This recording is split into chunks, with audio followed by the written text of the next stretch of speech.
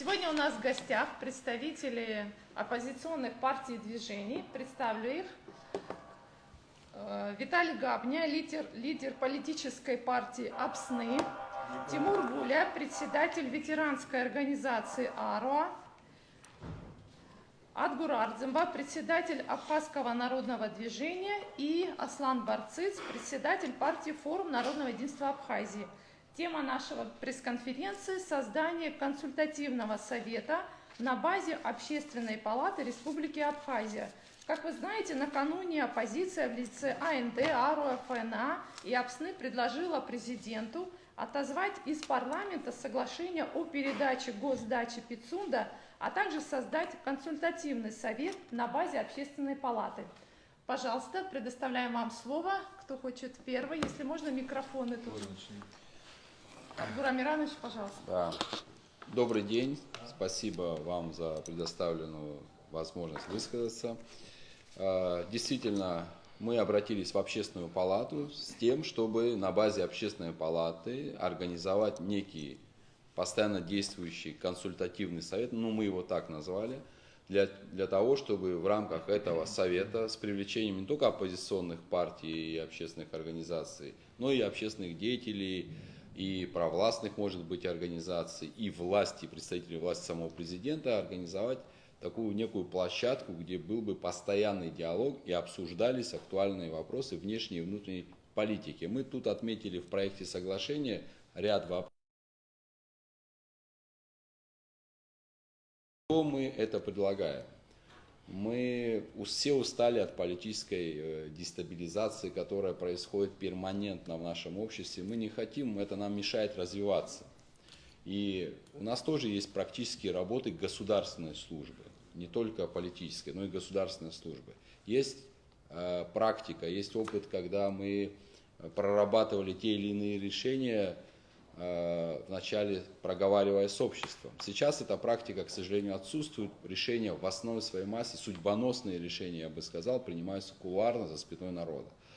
Вот поэтому, чтобы не повторять опыт, не повторять негативный опыт, может быть, и прошлых периодов каких-то, может быть, в первую очередь сейчас речь идет о государственной даче Пицунда, да, о которой сейчас мы все говорим. Это взбудоражило нашу общественность. Почему? Потому что в первую очередь сама подача, сам подход, методология, это все было сделано неправильно.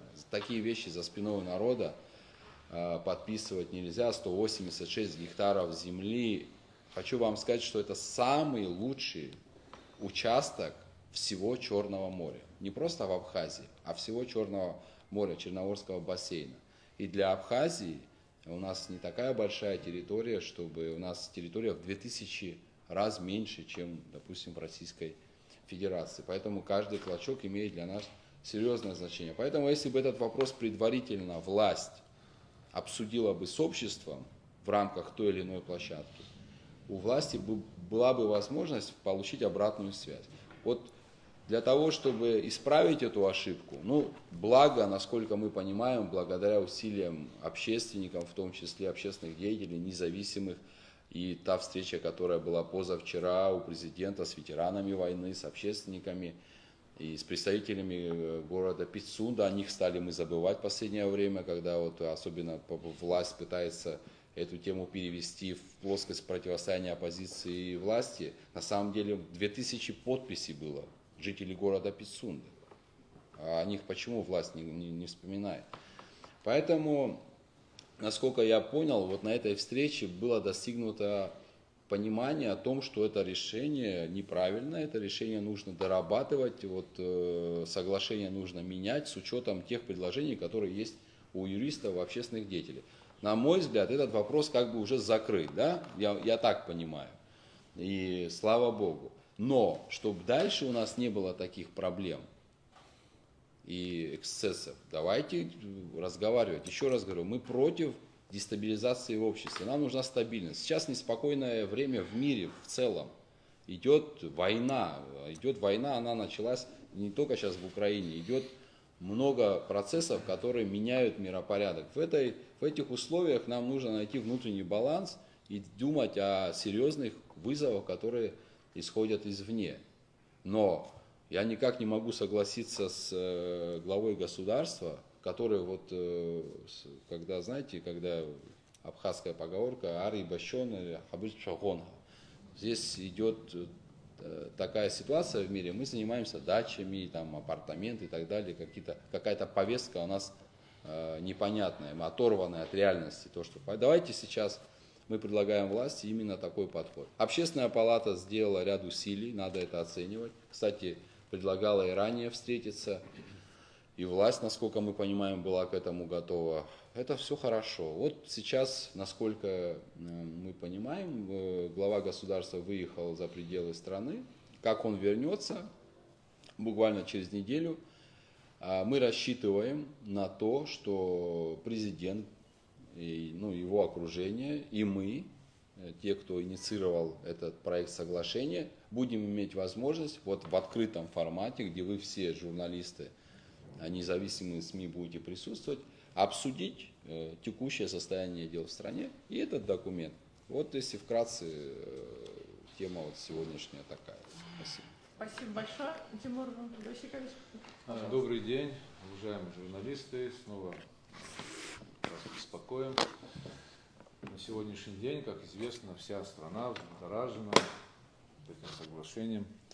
Как известно вам, 9 июля текущего года АРУ одни из первых, которые сделали соответствующие заявления после комитетского заседания в парламенте, которое состоялось 7 июля. Мы сделали заявление 9 июля с просьбой, с требованиями отозвать данное соглашение, так как, на наш взгляд, она не соответствует нашим законам и Конституции Республики Абхазия. То есть возникают у нас много вопросов. Прошло уже без малого 2 месяца, и президент вместо того, чтобы обсудить с нами, разрешить вопросы, усиленно приводит наш народ к электоральной борьбе, вместо того, чтобы сесть за стол, хотя мы считаем, что 2 месяца – это достаточно времени, чтобы внести какие-то изменения в данном документе соглашения. Вот. Я еще раз скажу для очень особо одаренных, мы не против России, мы против данного документа соглашения. И не более того. Вообще хочется сказать, что именно вот эта власть, которая на сегодняшний день, они уже 2-й раз приходят к власти. И всякий раз поднимают данный вопрос. Последний раз, впервые этот вопрос они подняли в 2010 году. С тех пор прошло 10 лет. Сегодня они пришли, мы знаем, как они пришли к власти, и поднимают этот данный вопрос. Особо чувствительный вопрос. Вопрос земли. Мы не против соглашения, мы не против передачи России данной территории в аренду. Мы против данного документа соглашения. И сегодня мы делаем очередную попытку. Хотим диалог с президентом на площадке Общественной палаты. Ну, вот как Адгур Амирович сказал, назовем это консультативным советом при Общественной палате, где мы могли бы иметь возможность обсуждать такого рода вопросы, касаемые наших активов государственных, народных. Они еще предстоят. Кроме данного соглашения, данной тематики, актуальной на сегодняшний день, я знаю о том, что встанут и другие вопросы. Вопросы недвижимости, вопросы энергетики, вопросы Мисерского заповедника. Я как-то говорил вам, там речь идет о 480 гектаров реликтовых лесов заповедной зоны Мисера. Также мы слышим о том, что есть, сейчас модно это говорить, потенциальный инвестор для того, чтобы передать ему или в аренду, или продать, не знаю, какую форму они нам предложат, курорт Пицунда. Там тоже несколько тысяч гектаров. Также мы слышим разговоры о том, что уже обозначили вблизи озера Рица, в 2 местах обозначили территории для строительства комплексов, оздоровительных комплексов, где уже начинают готовить наших граждан о том, что там будут проходить реабилитацию инвалиды войны, ветераны, это для вас, рабочие места и так далее.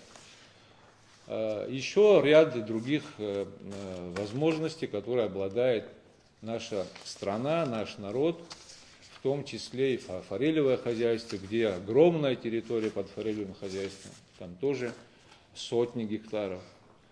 То есть это то, что я вкратце вам скажу. И поэтому у нас впереди очень много работы, и нам бы хотелось, чтобы руководство нашей страны напрямую имело диалог с народом, с оппозицией, со всеми заинтересованными лицами, чтобы исключить всевозможные вопросы и события. Вот чего мы добиваемся. Спасибо большое. Спасибо большое. Кто хочет высказаться? Пожалуйста. Владимир Ефимович, добрый день.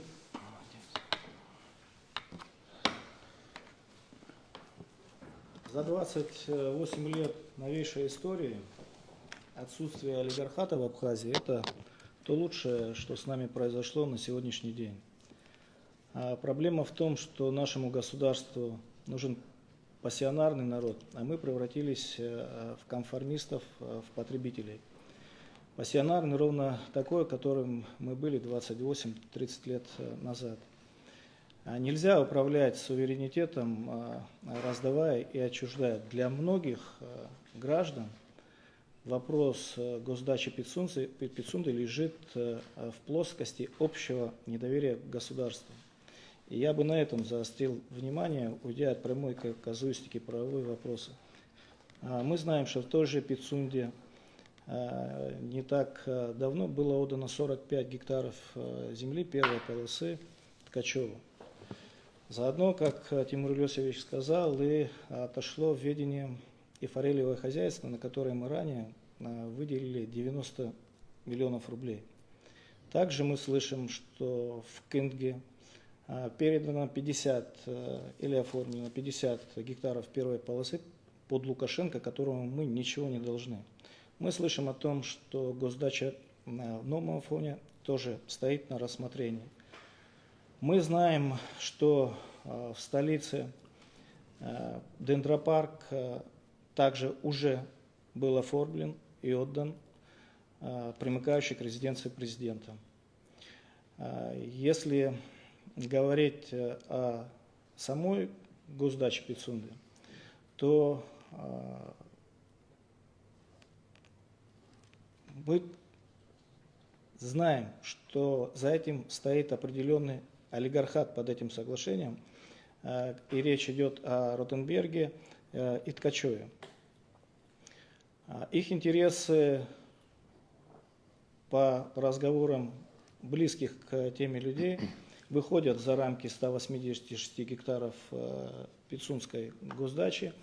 На рассмотрении также находится весь Мюссерский заповедник в 480 гектаров, как это было сказано ранее. Мы слышим о том, что наша власть хочет создать некую государственную корпорацию, которая отойдет в ведение распоряжения землей и основными активами без законодательного собрания. Поэтому для всех нас, для людей, вопрос юридической казуистики, он вторичен. Повторюсь, речь идет о прямом недоверии к власти и их представителям на местах. Очень по всем нам, по репутации Абхазии ударил вопрос, связанный с полемикой с послом Российской Федерации, где именно наша власть задействовала посла в качестве инструментария для решения этого вопроса. Наш народ благодарный народ. Мы прошли для себя через очень сложные времена. Помним, ценим. И еще раз повторюсь, благодарны Российской Федерации и непосредственно президенту России. Если взять и провести референдум на тему отдачи или отчуждения госдачи Пицунзу непосредственно президенту России, я думаю, результат будет очевиден при той любви народа Абхазии и доверии по отношению непосредственно к президенту России, как политику, как государственному деятелю. Но я уверен, что президенту России сейчас абсолютно не до госдачи в Абхазии, когда уже вопрос лежит не в зоне состязательности, системной состязательности с Америкой, а речь стоит о существовании России как великой державы, которая она была многими столетиями. И исходя из сказанного, наше будущее, и в том числе отношение к нам, лежит не в части раздач земель, основных активов определенному олигархату со стороны Российской Федерации. Замечу, что если Россия не вытянет, то и Абхазии как таковой существовать не будет. И сегодня судьба российского и абхазских народов лежит на земле Донбасса. Ни одно боевое подразделение при участии государства у нас сегодня не выполняет задачи в зоне СВО. Во многом нас вытягивают ребята, которые из Абхазии, там наши соотечественники, наши соплеменники там находятся. Нужно вообще обратить внимание на тот сложный период, в котором мы стоим. Время изобилия и потребления подошло к концу. Мы стоим у ворот новой эпохи, очень сложной, через кровь, через слезы, через лишения, где мы с вероятностью вступаем в новую эпоху, холодную, возможно, столетнюю войну. Многие из ведущих политологов говорят о том, что мир вступил в Третью мировую войну. И Папа Римский во всеуслышание об этом сказал тоже, что мир не стоит на пороге Третьей мировой войны, а вступил в Третью мировую войну. Мы сегодня, на мой взгляд, знаете, кому война, кому мать родная, занимаемся абсолютно не теми вопросами, не теми задачами, при этом подставляя посла Российской Федерации и при этом разгоняя здесь русофобские настроения, вместо того, чтобы стать плечом к плечу, поскольку наша общая судьба, она решается именно там. И вот эти акценты для нас должны быть главными. Спасибо. Спасибо большое.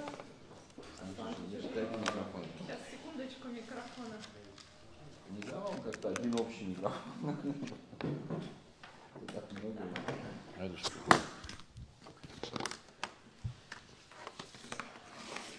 Добрый день, уважаемые друзья. Дабы не повторяться то, о чем сказали коллеги, я хотел бы обратить внимание вот на что наших зрителей, наших слушателей. Почему сегодня мы имеем результат, те события, которые происходят в Абхазии. Я бы вот на что еще обратил внимание. Я бы вспомнил ретроспективу прихода нынешней власти, извините за тавтологию, во власть. То есть вот это агрессивное поведение, когда мы с вами помним, перекрывались дороги, штурмовались здания МВД.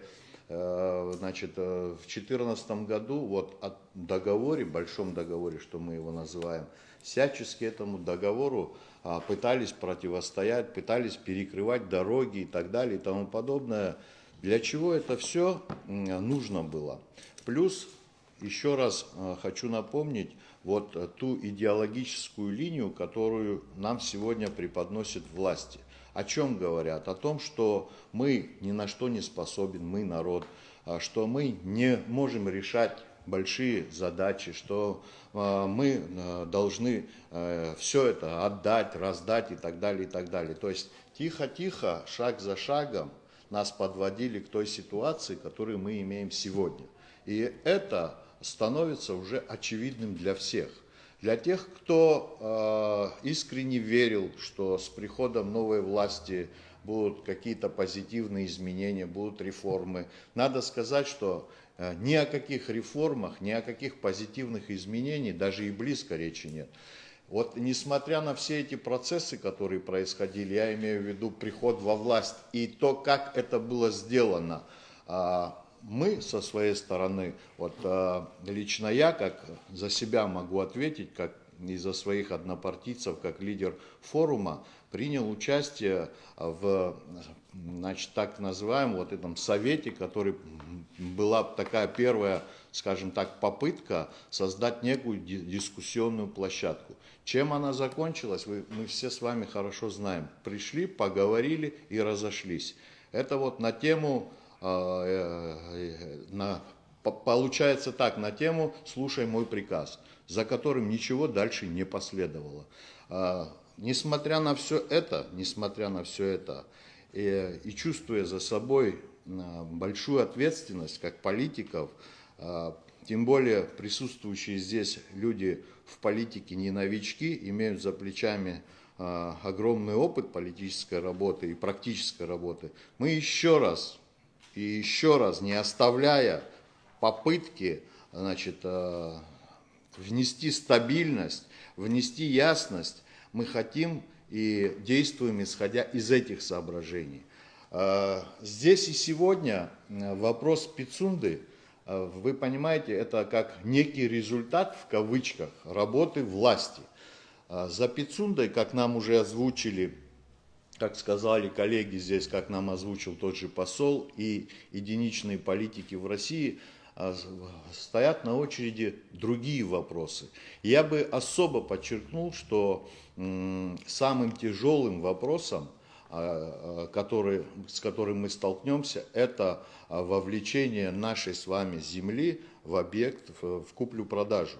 То есть, это, считайте, мы войдем в такую ситуацию, за чертой которой это просто трудно сказать, что получится. Точнее, даже не трудно сказать, а с ужасом можно представить, что за этим последует.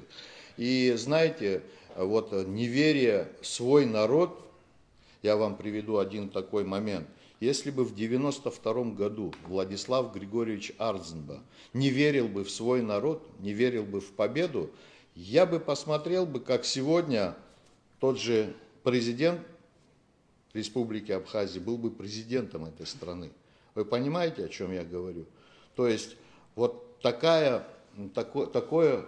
идеология, она ни к чему хорошему не приведет. Это приведет к тому, что, и уже привело к тому, что народ не верит своей власти, власть не верит народ. То есть это стало очевидным и обоюдным. Хотя многие пытаются здесь говорить о том, что о каком народе вы говорите и так далее и тому подобное. Да вы посмотрите, пожалуйста, вы посмотрите везде, куда ни придешь, где бы ни было сегодня какое-либо мероприятие, разговоры все крутятся вокруг этой проблематики. И если сегодня наши с вами люди не вышли на многотысячный митинг по поводу поднятия цен на бензин или по поводу других каких-то вещей, это не означает, что люди будут молчать. Мы еще раз говорим о том, что мы не хотим развития такого сценария. И поэтому то, что предлагается сегодня, вот этот документ, он должен рассматриваться серьезно, а не для того, чтобы очередной раз отмахнуться от него, затянуть время, так скажем, да, и привести к тому, к чему они хотят привести. Я не хочу здесь углубляться и в другую историю ту, которую пытаются нам навязывать. Вы знаете, любая страна, независимо от размера, имеет свои интересы. Абхазия в своих интересах, она будет последовательно и четко отстаивать эти интересы. В чем заключаются наши интересы? Они четко и ясно прописаны в основном законе, в Конституции Республики Абхазия. И если кто-то еще и не понял, что за этим следует, за нарушением Конституции Республики Абхазия вообще-то следует уголовное преследование. Это одно. И еще что я хотел бы сказать. Знаете, люди сегодня с большой надеждой, с большим трепетом ждут от нас всех того решения, которое обеспечит мир и спокойствие и стабильность в Абхазии.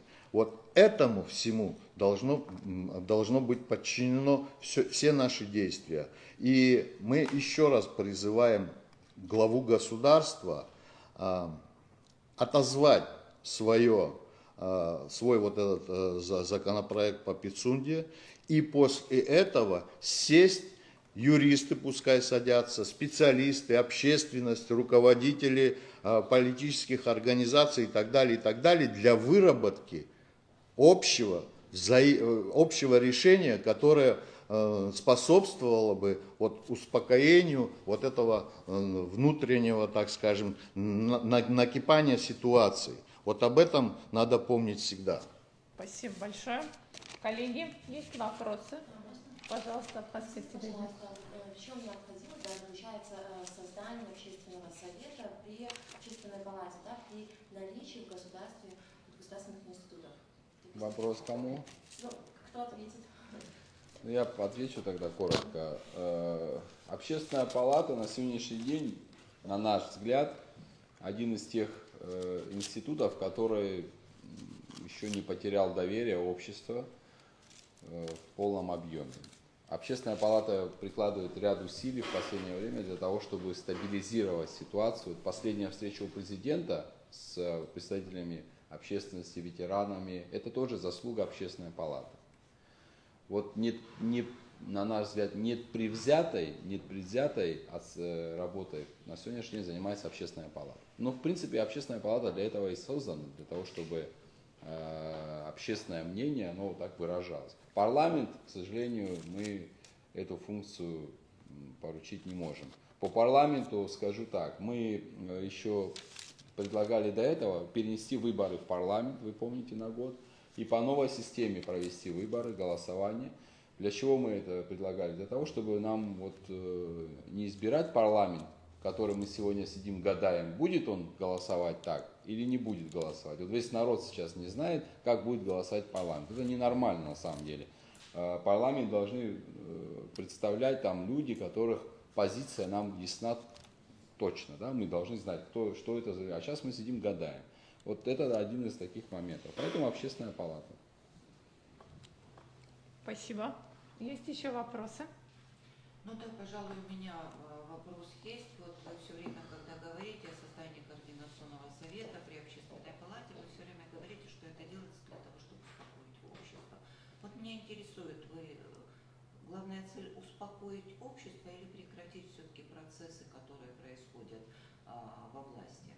Я имею в виду распродажу, отчуждение земли, передачу недвижимости, принятие законов о передаче недвижимости, то есть все вот это вот антиконституционные действия власти остановить или просто успокоить общество? Какая у нас задача? Вы верно отметили, Изида Терентьевна, у нас нет задачи заболтать тему, успокоить общество, усыпить бдительность. У нас задача другая, не допустить полномасштабной распродажи нашей Родины. Но мы хотим действовать в рамках закона, чтобы прекратить полномасштабную распродажу нашей Родины, не выходя за правовое поле, не дестабилизируя политическую ситуацию. Мы же все прекрасно знаем, где, в какой стране мы живем. В конце концов, самое простое и легкое – это призвать людей выйти на улицу. Я думаю, что мы, к сожалению, к этому придем в конце концов. Но так как мы являемся ответственными политиками, мы хотим использовать все возможности для того, чтобы вразумить власть, вот так, в открытом диалоге, глядя в глаза, аргументированно, и наш народ должен слышать наши аргументы, оппозиция представляется, что она всегда против власти, любая инициатива. Это не так. У нас есть свои аргументы. Вот, кстати, по соглашению я хочу сказать, я вчера смотрел абхазское телевидение прямое, меня очень расстроило, вы знаете, позиция некоторых ответственных чиновников. Ну зачем нам рассказывать статью там 1, 4, 20? Есть 26-я статья. Ну и все остальные не нужны статьи. Вот смотрите, что говорит 26-я статья. Это повторяли 10 раз, 11 раз повторю. Прекращение действия настоящего соглашения не повлечет за собой прекращение права собственности, возникающего у Российской Федерации в соответствии с настоящим соглашением, на объект, дальше, в том числе на все движимое и недвижимое имущество, входившее в объект на момент его передачи, а также возведенные на территории земельных участков и участка акватории моря после их передачи. Ну зачем нам рассказывать о том, что там такой режим будет, такой режим будет? Это территория вместе со строениями уже существующими и потом предполагаемым к возведению, она уходит в собственность. Мы это понимаем. Только Всё. скажите, у вас есть свой вариант соглашения, и в чем он кардинально отличается от варианта, который нынче предложен властью? И там также вы согласны на аренду земли, так называемую аренду земли за 1 рубль? Или у вас какие-то есть Меня другие, устраивает менее вполне. лучшие Кстати, еще хочу один момент отношения? отметить. Вчера то, что мне не понравилось, и до этого президент об этом говорил. Меня вполне устраивает соглашение 95 года. Если проблема в финансировании, То есть вы считаете, что это соглашение было выгодным для Абхазии? да? это было соглашение, которое устраивает абхазскую сторону. В чем? В том, что это собственность Республики Абхазия. Понятно. Вот. Я хочу, чтобы эта территория, эти строения оставались собственностью Республики Абхазия. Вот ключевая разница. Но вы экономист, вы понимаете, что эти строения, эта территория, они должны, во-первых, приносить деньги, а во-вторых, если мы говорим о заповедной зоне, то вообще речи на эту тему быть вообще не должно, да? Однако же вот... А что значит должны приносить деньги? Нет, я так не считаю. Если Выгоду какую-то должны пригласить? кому должны приносить? Абхазии. Слушайте, это территория, это дача, которую еще Владислав Григорьевич Арзнаба принял решение, чтобы на этой даче, вот она как была дачей, так и оставалась. Не выгоду кому-то приносила, но была в собственности Республики Абхазия. Пожалуйста, в ведении Российской Федерации, но для того, это должна быть наша собственность, понимаете? Вот в чем разница. Здесь уходит в собственность Российской Федерации. Что дальше? Вот здесь Виталий Викторович назвал фамилии. В собственность Российской Федерации, а дальше уже Российская Федерация распоряжается этой собственностью. Понятно. Имеет, Собственно, я хочу спросить распоряжается. особо талантливых юристов, в том числе тех, кто вчера там рассказывал нам, и появляется ли возможность у Российской Федерации передать этот объект третьим лицам в собственность? Конечно, И когда люди ссылаются на 5 статью, там, на 4 статью 95 года соглашения, что вот видите, была возможность тогда передать в аренду, а сейчас, ну это кощунство вообще. Вы за кого нас принимаете? Вы сейчас хотите нам рассказать, что вы лучше договорились, чем Владислав Григорьевич, что ли? Ну это же чушь полная. В аренду, да, была возможность, но собственность Республики Абхазия. Вы пользуетесь, можете в субаренду сдавать, но собственность наша. Вот в чем разница ключевая. Все, что тут непонятного? Слушайте, юристам не надо быть великим для того, чтобы это понять. И потом, еще один момент. В соглашении 95 года речь не шла о 187 гектарах земли, не шла об акватории. Да, здесь более конкретизировали, о чем идет речь. Да. Теперь я, коль больше не хочу просто к этому возвращаться, сразу скажу про это. Вот вы сказали, там, чтобы там, народ успокоить. На самом деле, если в том виде, в котором этот документ подписан, он будет ратифицирован, вот я хочу сказать всем, проиграет не оппозиция Абхазии, проиграет весь абхазский народ.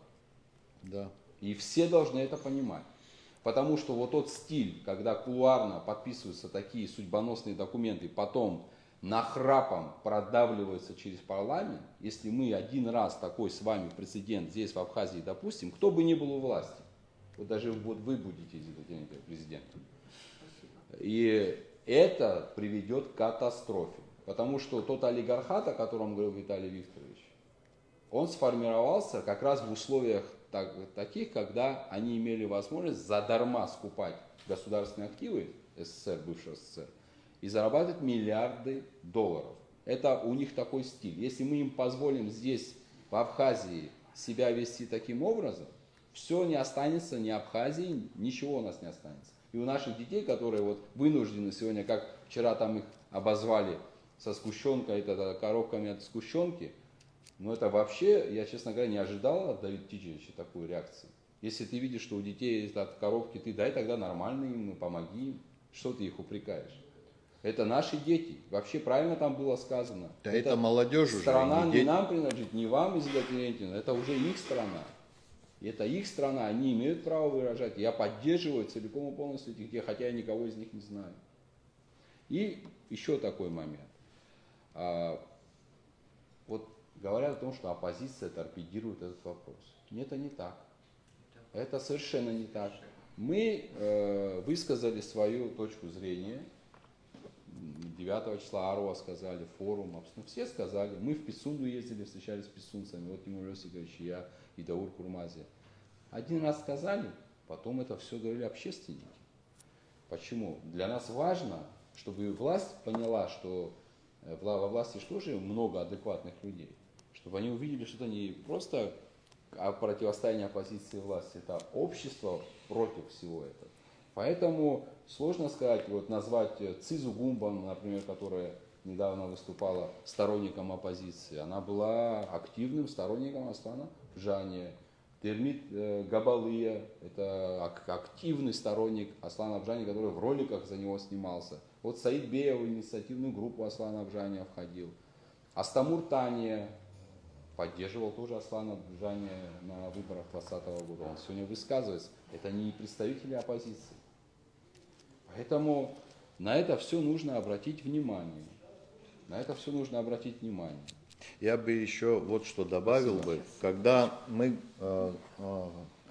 говорили о договоре 2014 года, большом договоре с Российской Федерацией, давайте вспомним, ведь этот договор прежде всего был вынесен на обсуждение. Он нигде не прятался, он нигде не кулуарно, никто этим не занимался. И сегодня, когда слышишь такие вещи, что якобы этот договор в чем-то, значит, неправильно был составлен, удивительно. И еще один момент. Против этого договора выступила нынешняя власть, будучи в оппозиции. Там народных волнений вообще близко не было. Были инициаторами как раз таки те, кто сегодня во власти. Вот этих всех вещей. Перекрытие дорог и так далее и тому подобное. Так если следовать логике, уважаемые господа, если вы тогда были против этого договора, тогда почему вы сегодня не остановите действие этого договора? Почему вы сегодня занимаетесь такими вещами? Вы знаете как? На белое говорить черное, когда тебе выгодно, и когда невыгодно наоборот.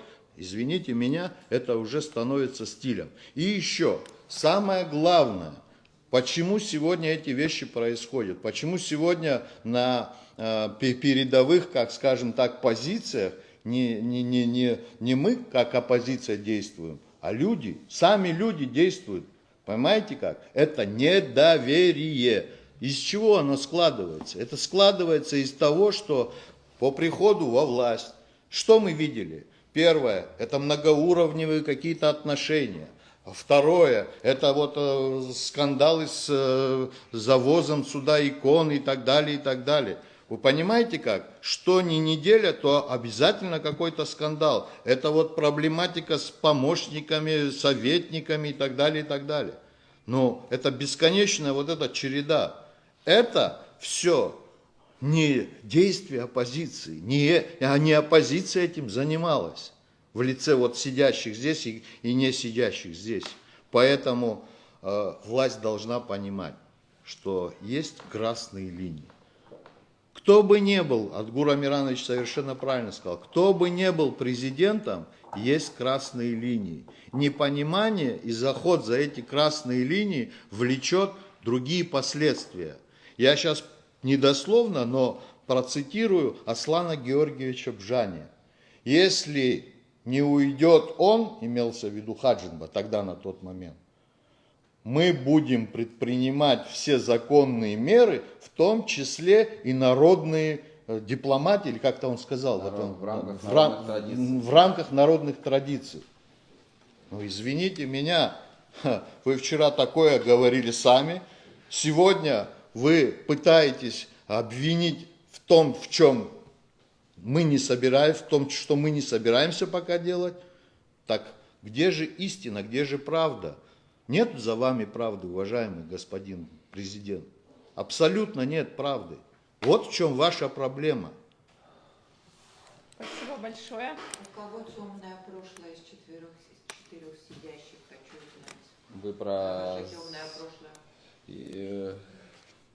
Я думаю, Тимур Лёсикович первый прокомментирует не потому, что... Потому что вы имеете в виду Амсахара?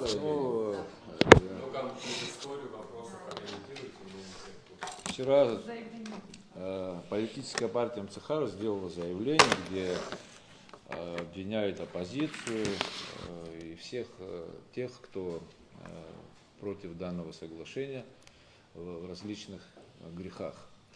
В том числе и о том, что активизировались, там так и было сказано, активизировались люди, у которых темное прошлое. Ну, я не думаю, что кто-то из нас присутствующих чувствует там, в прошлом темные дела и так далее.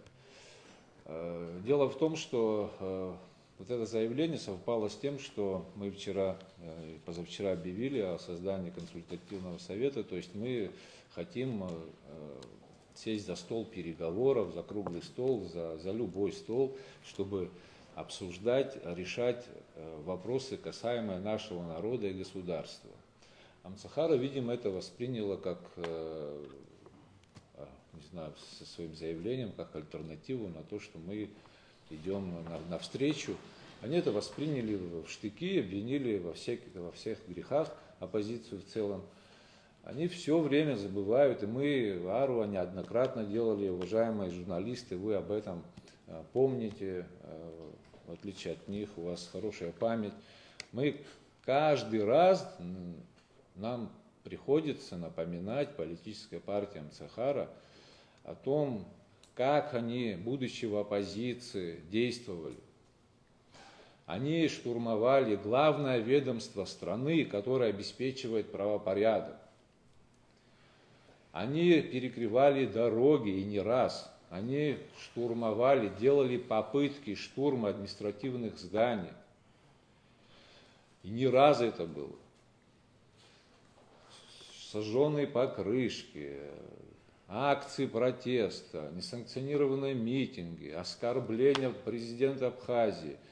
Они в 2014 году президента Хаджимба не пускали на территорию России. Они перекрыли дорогу на границе прямо, по реке Псо.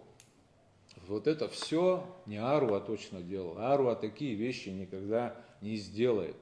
Мы и так не сделаем никогда, потому что мы любим свою страну и свой народ. Вот почему мы так не сделаем. Мы всегда конструктивно, объективно расцениваем и оцениваем ситуацию и делаем соответствующие заявления.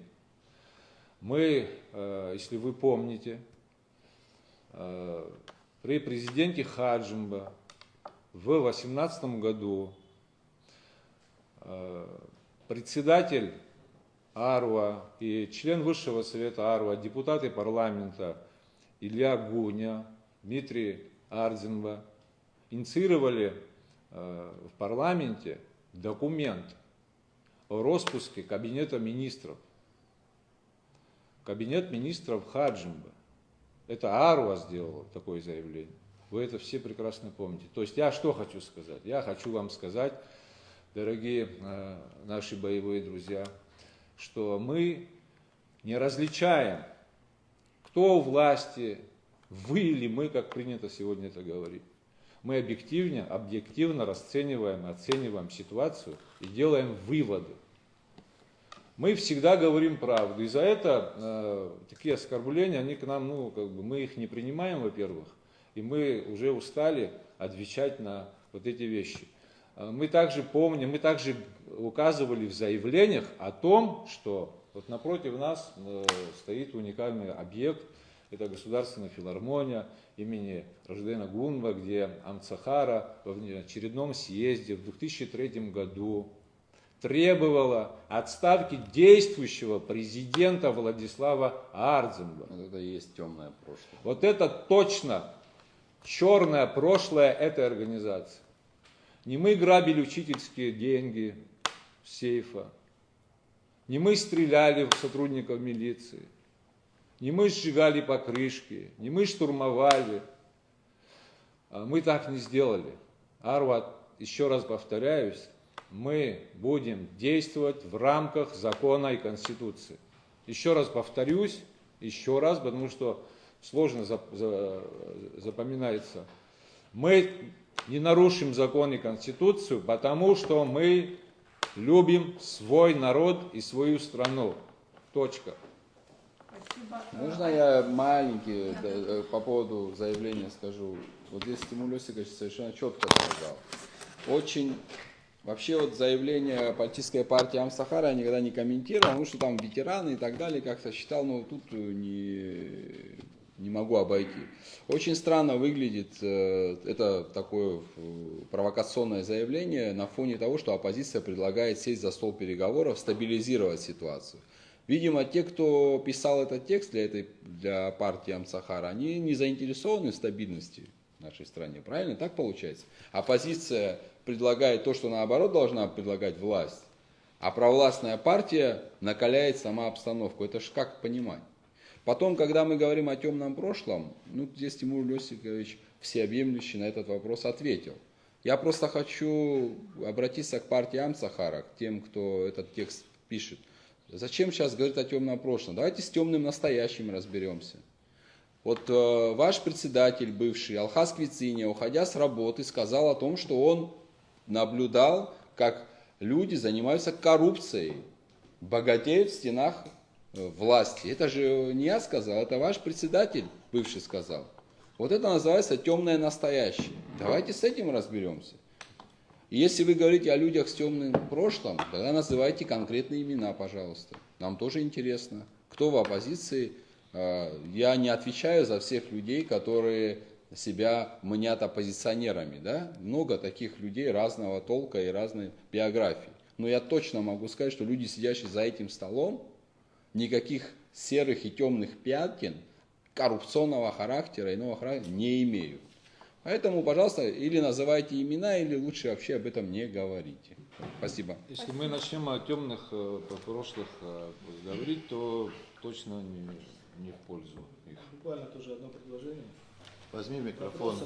Микрофоны возьми. В вопросах наднационального характера наш народ поднимать не надо. Это внушает некий оптимизм касательно нашего будущего.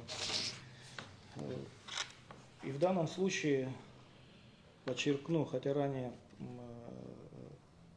кто-то уже сказал о том, что ведущая скрипка в данном вопросе касательно отчуждения Пицунской госдачи принадлежит не оппозиции. Мы как системная оппозиция. Прошу не путать со всеми теми, кто против отчуждения выступает от себя лично и порой предельно жестко, на наш взгляд. Вот мы, как системная оппозиция, вели себя выдержанно, не переходили на брань, не переходили на оскорбления и вышли с предложением конструктивным. То заявление, которое последовало от Амсахара, оно было грязным, ведущим к конфронтации. И я считаю, что мы на него отвечать не будем. Пусть люди видят, за кем правда. Правильно. Хотелось бы узнать ваше мнение по поводу интервью посла России Михаила Шенкаля на РИА Новости. И еще один вопрос, вот может ли измениться внешняя политика России, как Абхазии, в случае, допустим, непринятия парламентом соглашения по ратификации? Может ли измениться внешняя политика Да. Российской Да, Федерации? еще и ваше мнение по поводу интервью вот Михаила Шугарина на РИА Новости. По поводу интервью посла Российской Федерации могу сказать следующее. Конечно, он высказал ряд мнений, ну, свое мнение высказал о происходящем, в том числе о предполагаемой ратификации госдачи ПИСУН, ну, вопроса этого. Я с ним не согласен. Я не считаю, что посол Российской Федерации должен вмешиваться во внутриполитические вопросы Абхазии. Но вместе с тем, это моя позиция, а это позиция посла. Это не посол Республики Абхазия. Он не должен говорить то, что нам нравится. Это у него своя работа. Но когда вот я слышу в обществе упреки в адрес посла, но если наш президент, глава государства, говорит ровно те же вещи, а еще и хуже, то что мы хотим от посла Российской Федерации, я это понять не могу. Посол Российской Федерации высказал свое мнение. Ну, он сказал, все. А теперь, что касается российской политики внешней, хочу сказать, это вина нашего президента на самом деле. Ездить по районам Абхазии, якобы принимая отчет, полугодовой отчет, то ты не принимал ни годовой, ни полугодовой никогда, сейчас решил вдруг полугодовой отчет принять. Ладно, под этим соусом рассказывать людям, что мы ничего не можем. Если мы не отдадим Пицунду, Россия перестанет нам помогать и так далее, и так далее. Тем самым президент Абхазии на весь мир ставит под сомнение последовательность Российской Федерации. Российская Федерация это не просто маленькое какое-то государство с какой-то там внешней политикой, которая меняется от прогноза погоды. Российская Федерация это серьезная держава, которая претендует на мировое лидерство. Как минимум на то, чтобы с мнением Российской Федерации считались. Как вы считаете, если мы будем на весь мир заявлять, что Российская Федерация не будет выполнять ранее подписанные соглашения из-за того, что мы не отдали дачу, это украшает Российскую Федерацию? Вы вообще в это верите? Как можно главе государства абхазского такие вещи транслировать? Я вообще не понимаю такие. Потом, значит, идет полемика между Западом и Россией. Владимир Путин противостоит всему миру. Ну, не всему миру в буквальном смысле, да? Вот золотой миллиард так называемый.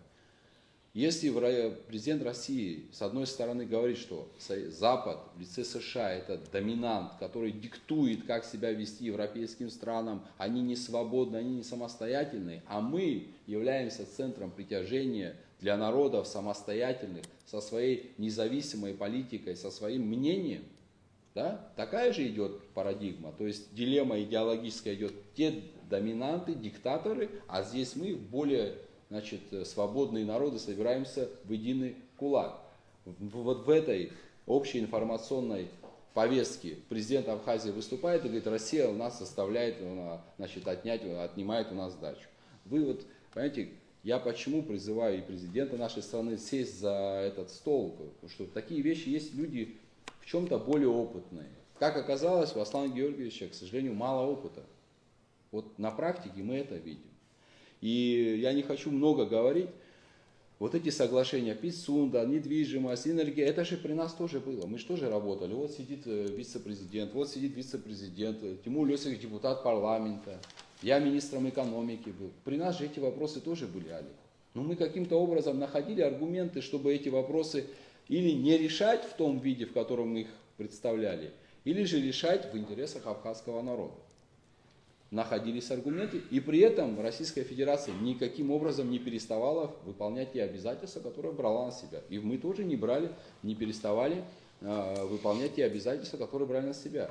Но если у людей, которые сегодня представляют власть, недостаточно опыта, недостаточно знаний, недостаточно тех или иных способностей, ну, есть в Абхазии люди, кто это может сделать. Позовите на помощь, мы бесплатно готовы помочь ради народа. Но есть другой момент, Алик, о котором я хочу сказать. Если президент Абхазии или любой другой чиновник имеет свой личный интерес, коммерческий, не я его назвал бизнесменом, его назвала бизнесменом Цизагумба, его явная Соратница. соратница. Она сказала, что я не знаю, что я выбираю бизнесмена. Вот если президент Абхазии становится бизнесменом, Алика, когда он приезжает на переговоры, вот есть такая книга «Исповедь экономического убийцы», Джон Перкинс написал. Очень интересная книга, всем советую почитать. Вот через таких бизнесменов не один десяток стран мира разорили по всей планете. Понятно? Когда глава государства занимается своим личным бизнесом, всегда интересы государства всегда уходят в сторону. С ним легче разговаривать и продавливать те или иные интересы.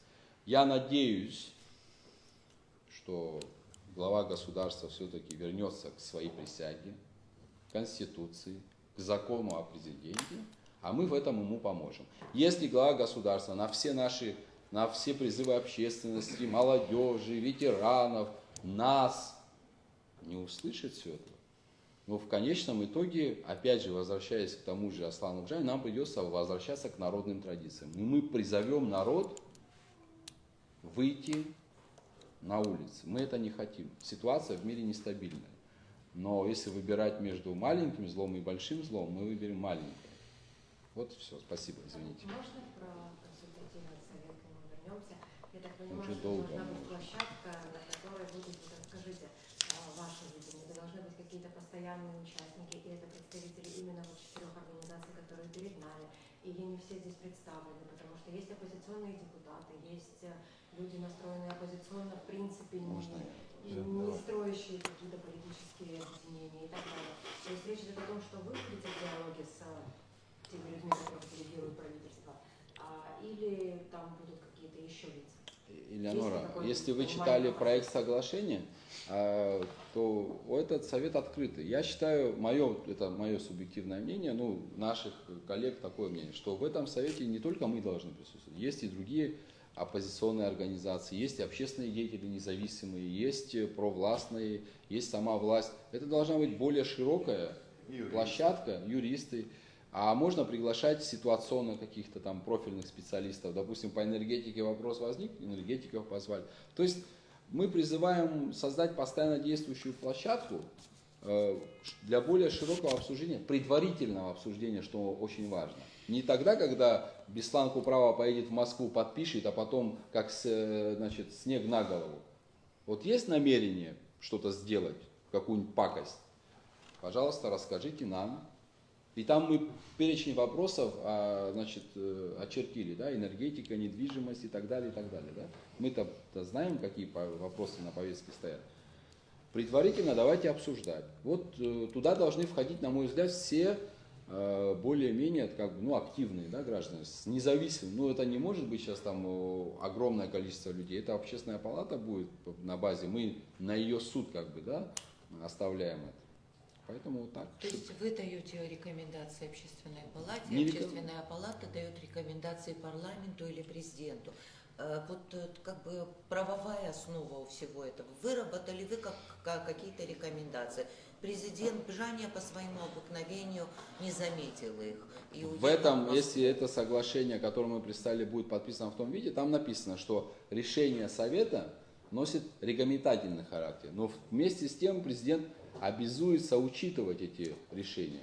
Если президент, вот мы все сели и решили, что вот так правильно, но есть же вопросы, которые, допустим, вот мы договорились, но они могут быть непопулярны. Вот, например, там ввозной НДС, помните, была дискуссия широкая. В итоге и та сторона, и все признали, что это, оказывается, полезная история. Видите? То есть ответственность, которую должен нести президент, будет теперь нести Да, мы все разделяем эту ответственность, если это решение согласовано. Но если президент, главная цель вообще на самом деле предварительно получать обществу информацию, и для власти это хороший инструмент получать от общества обратную связь на те или иные инициативы. На самом деле это для этого делается. И вот с учетом вот этой обратной связи корректировать те или иные решения. На самом деле это так. Олигархату российскому решили противопоставить диалог. Мы уже час работаем. Да. Если... Нет, мы как раз, в моем понимании, мы как раз хотим помочь главе государства. Он нуждается в этом, вы заметили? Мы заметили давно, что он нуждается в этом. Да, если бы мы этого не заметили, мы здесь с вами не сидели бы, не разговаривали бы, а сидели бы по домам и пили бы кофе. Вот. Но нас привело сюда не желание насолить кому-нибудь или повредничать лишний раз или еще чего-то, или, значит, вместо одних, да, олигархов, что мы представляем других олигархов или еще чего-то. Ничего подобного. Мы говорим четко, русским языком, можем и по-абхазски сказать, без проблем. Вот. Мы для того, чтобы не дать в будущем делать неправильные шаги. Для того, чтобы мы здесь жили спокойно. Все, точка. Если это кто-то не воспринимает, не принимает, ну флаг ему в руки. Пожалуйста, ради Бога. Когда мы сядем вот так, я не знаю, в таком составе или в большем составе, скажем, не хочу этот сценарий, скажем, все, точка. Дорогие граждане, мы ничего больше сделать не можем. Так, как мы думаем. Есть другие пути, как сказал Абдур Амирович. Но это крайние пути. Придем. Но- Я хотел бы, я извиняюсь, хотел бы, пользуясь случаем, обратиться к господину Бжане и всем людям, которые хотят все-таки организовать сессию парламента. Вот как только выйдут наши депутаты, народно избранные, на работу с отпуска, они в кратчайшее время должны провести сессию парламента, где вынесут документ ратификации данного соглашения. Как это будет происходить, по моей информации? 1 квартал будет оцеплен правоохранительными органами в 3 кордона, может и в 4. То есть будут приняты беспрецедентные меры безопасности, чтобы дать возможность проголосовать большинством за ратификацию данного соглашения. Я хочу предостеречь господина Бжаню и всех, кто ему это советует. Этого делать не надо. Это очередная ошибка. Мы вам предлагаем сесть за стол переговоров, обсудить, внести какие-то изменения в соглашение и дальше предложить это нашему народу. Вопрос земли решается так. Вопрос земли без народа не решался никогда. Рекомендую вам не делать следующие ошибки. Спасибо. Спасибо. На этом завершим нашу пресс-конференцию. Итак, мы Коллеги, затянули, спасибо большое, да. что нашли